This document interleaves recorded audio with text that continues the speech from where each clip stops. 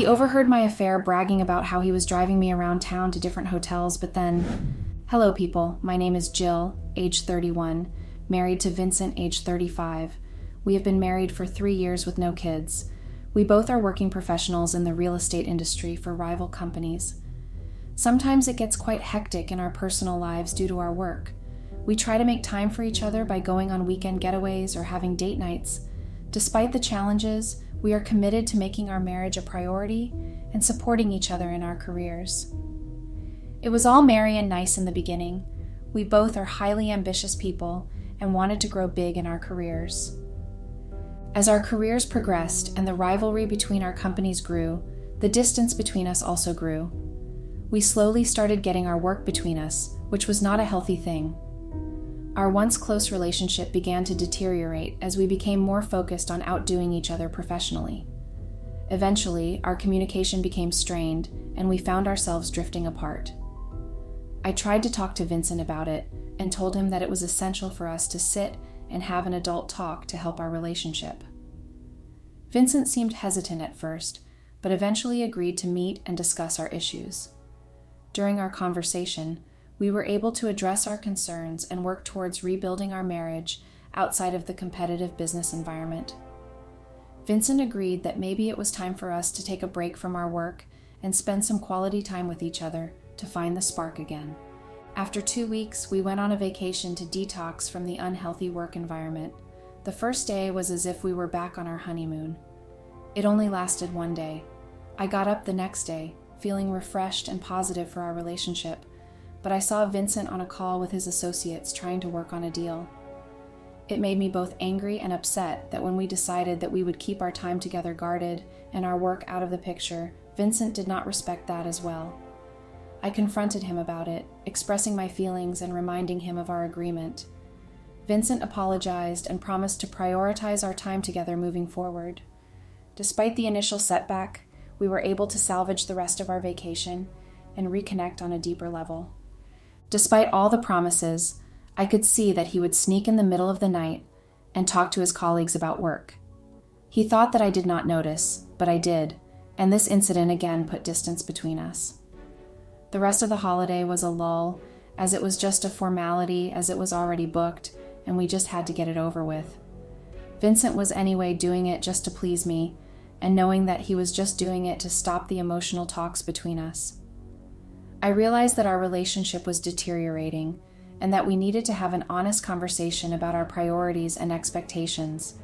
It became clear that we were not on the same page, and it was time to address the underlying issues before they caused further strain. Then I also realized that no matter how much I tried to talk to Vincent about it, he would just plan a vacation and then things would go back to normal. There is no point in fretting over it when the other person is not even trying to acknowledge that there are issues in a relationship. By now, I had given up trying to save this marriage all by myself.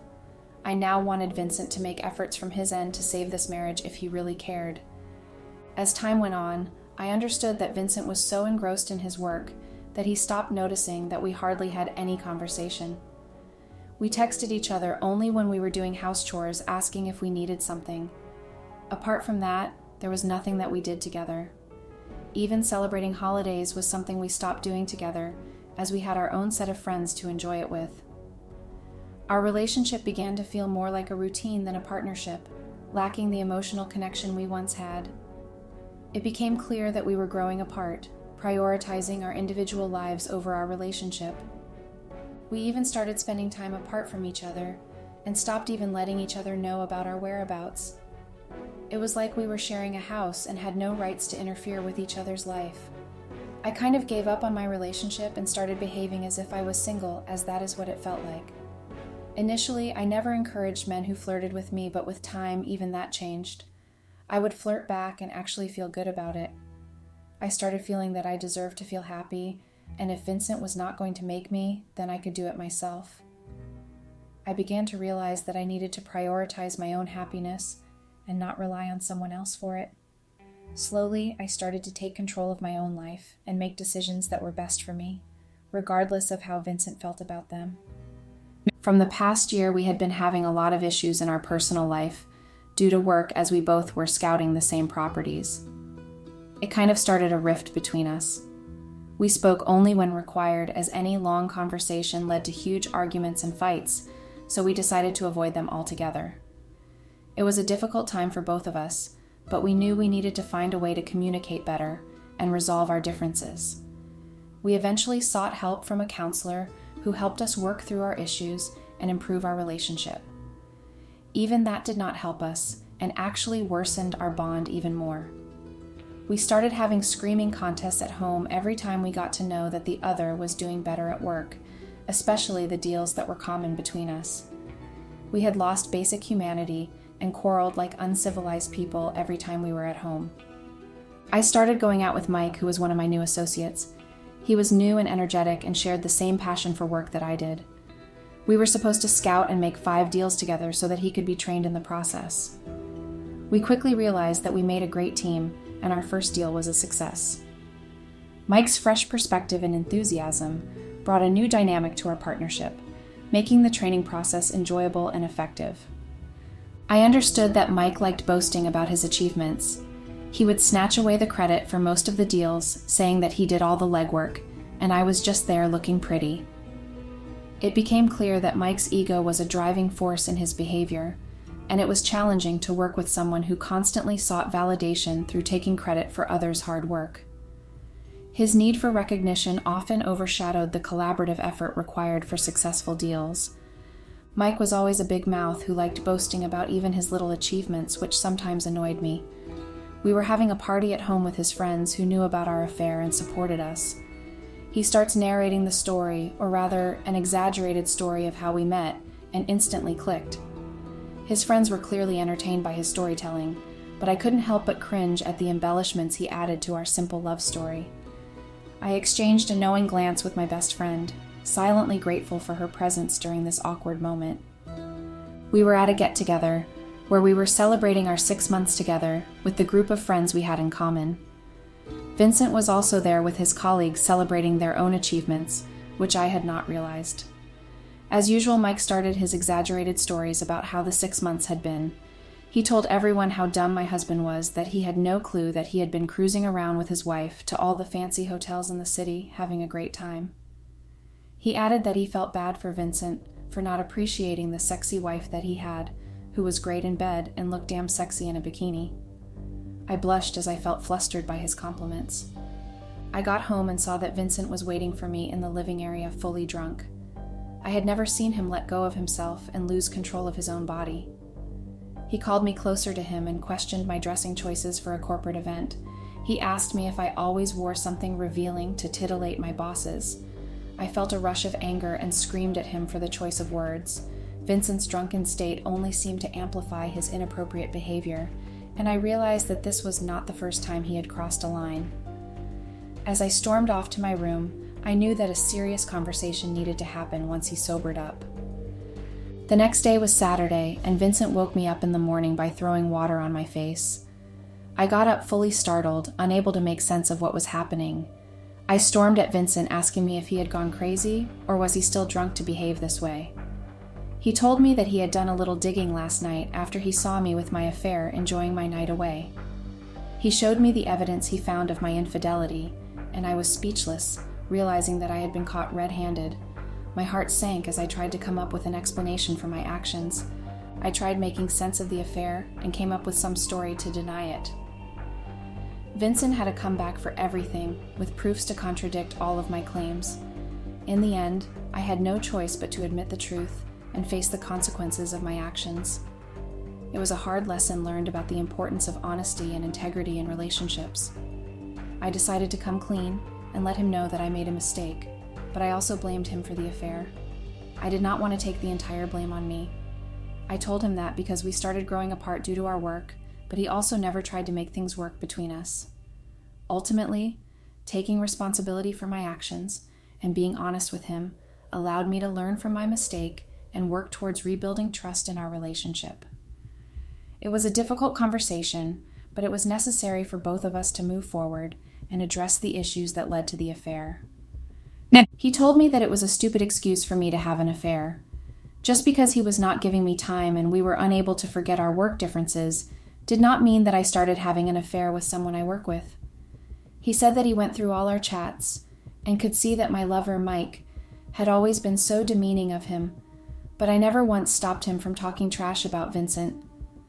He also mentioned that he felt betrayed and hurt by my actions, and that he deserved better treatment from me.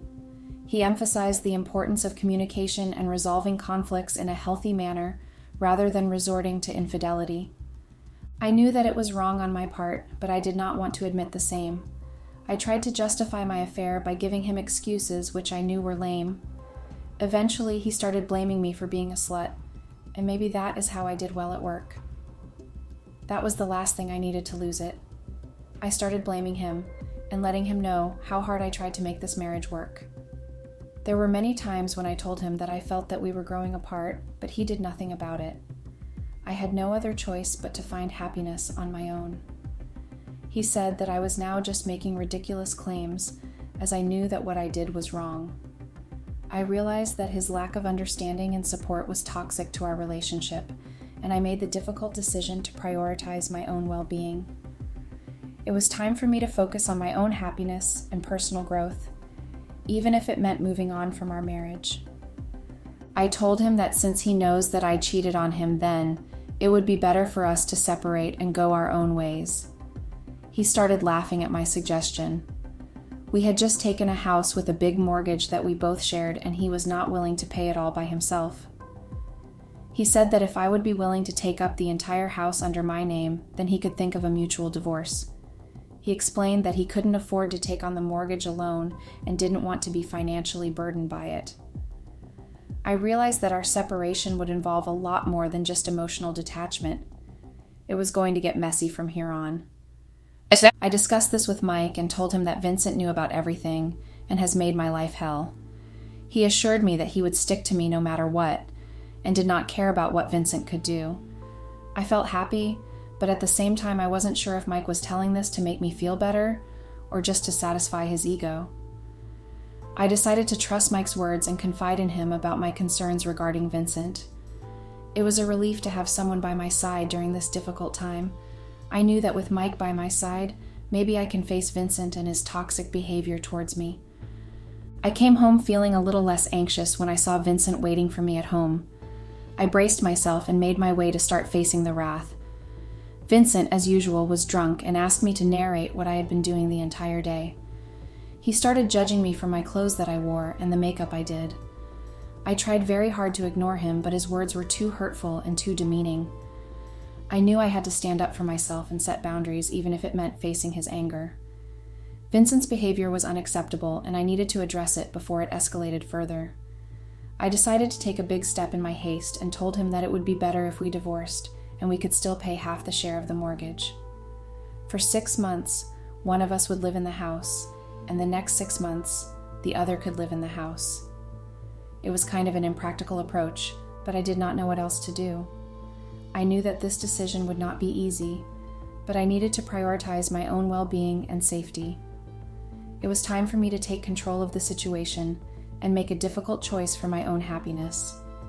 Vincent took a few days to think over it before deciding, as it was a very big decision. I told him to take his time and give me an answer.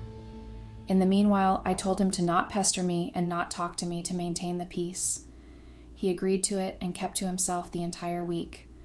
I shared the same news with Mike, who was equally happy for me. I started dreaming about a happy life with Mike after my divorce with Vincent. I knew that Mike was the right choice for me and felt excited about the future. I couldn't wait to start this new chapter in my life with someone who truly understood and supported me. After a week, Vincent agreed to my demand of the sharing of mortgage and house. He said that he would be the first one to leave the house, as he already had a few meetings in different cities and would not be staying at home. I was surprised to see Vincent being so civil and so understanding suddenly. I couldn't help but feel relieved that we were able to come to an agreement without any major conflicts. It gave me hope for a smoother transition in our separation process. I thanked my stars that it did not lead into another major fight and ended without a conclusion. Vincent asked me to give him a few days to pack his stuff and move out.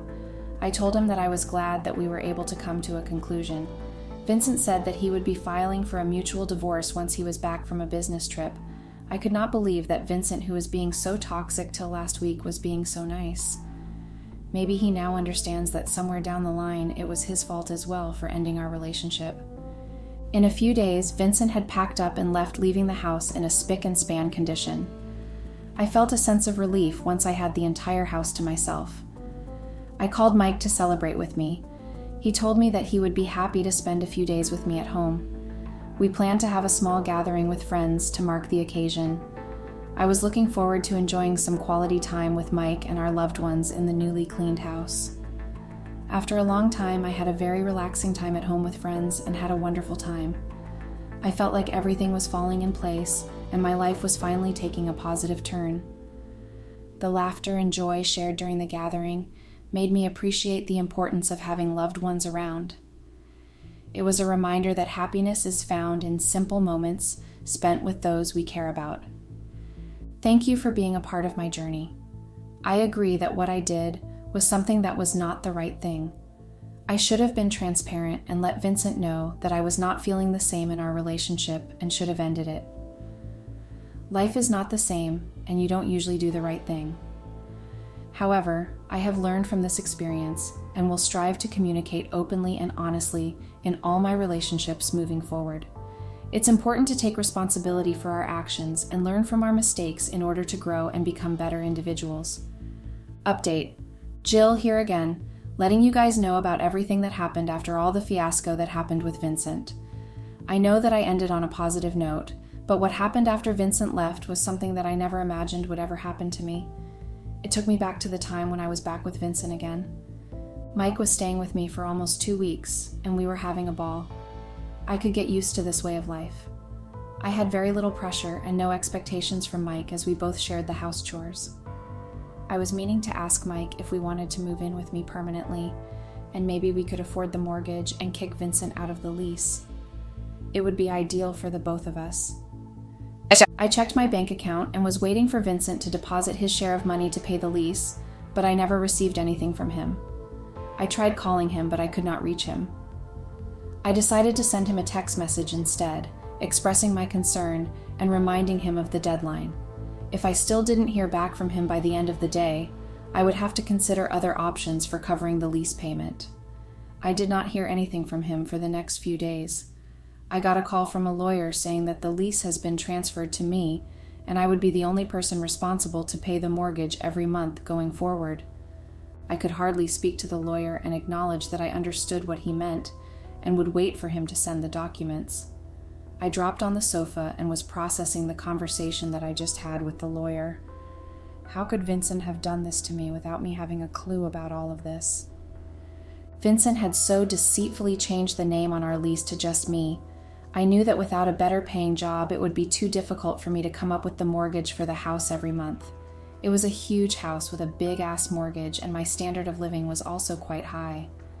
I tried to ask Mike to move in with me and share the expenses. He said that he was with me for fun and did not want to get involved in anything messy. He already had a girlfriend whom he would be marrying soon and asked me to stop contacting him. Feeling desperate, I considered finding a roommate to help with the expenses, but the thought of sharing my space with a stranger made me uneasy. I realized that I needed to come up with a plan quickly before I risked losing the house altogether. I posted ads looking for tenants to share a few rooms in my house. I knew that I would find someone as soon as the house was well maintained and in a nice suburb. I just prayed that whoever would be renting would have enough money to afford the rent that I had in mind. I found a man who was willing to pay the rent that I had in mind. Though I was a bit apprehensive, I had no choice but to share the space so that I could at least afford the mortgage for the time being. After a week, I saw a video of me bathing naked playing on the television. I was shocked to see it and realized that there were 4 other men sitting and enjoying the show from across the living room. I could see their eyes filled with lust when they saw me and realized that it was me whom they had been watching. I felt threatened in my own house. I immediately turned off the television and confronted the men, demanding to know how they got access to that footage. Their leering expressions turned into sheepish guilt as they mumbled about a hidden camera they had installed without my knowledge. This invasion of privacy left me feeling violated and unsafe in my own home. I got a call from an unknown number on my phone. I was surprised to hear Vincent's voice on the other end. He asked me if I enjoyed the videos that he had asked my tenant to record. I was speechless, knowing that it was actually Vincent who had come up with such a cheap plan to ruin my reputation. He said that since I enjoyed being seen like an object, that is exactly what he wanted to give me as a parting gift. Vincent's cruel intentions were clear, and I knew I had to take action to protect myself from further harm. It was a painful realization that someone I once trusted could stoop so low. He told me how I could expect him to just let go of me without making me feel miserable.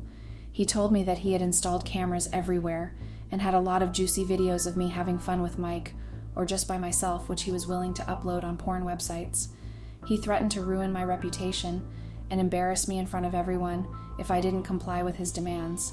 I was shocked and terrified by his manipulation and coercion. He told me that the guy who was renting the place was also placed by him. There was no way someone would pay such a high rent to live in a shared house. He expected me to be smarter than this to know about it.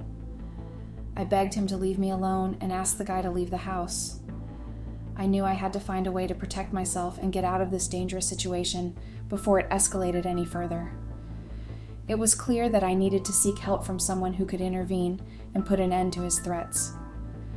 Vincent told me that if I left the house and continued paying the rent, then maybe he could think about destroying all my videos and never upload them. I knew that I had no choice but to agree to his demands, as I had to protect my reputation. I never once in my life expected Vincent to have such a dark side to him. There was no way that he could be so vile and bitter towards me for cheating on him. I couldn't believe the extent to which he was willing to go to seek revenge. It was a harsh reality check for me, and I knew I had to tread carefully in order to avoid any further escalation of the situation. I immediately left the house and moved into a hotel for the time being. I knew that there was no way I could feel safe in this house anymore. I then slowly started picking up my life and even decided to change the place I work at so that Vincent has no idea where I lived or worked, so that I can live in peace. I have learned a lot from all the mistakes that I had made in the journey of life. I realized that there is no point in depending on any man to get you out of your problems. I feel that I have been very unlucky in love, as none of the men I had fallen for had ever stood by me. I have come to understand the importance of self-reliance and independence, and I am now focused on building a strong foundation for myself. Moving forward, I will prioritize my own happiness and well-being above seeking validation or support from others. All the women out there, please be careful of the men you let in your life and think very carefully before completely trusting them with your life. Please don't be dumb like me and make wise decisions in life.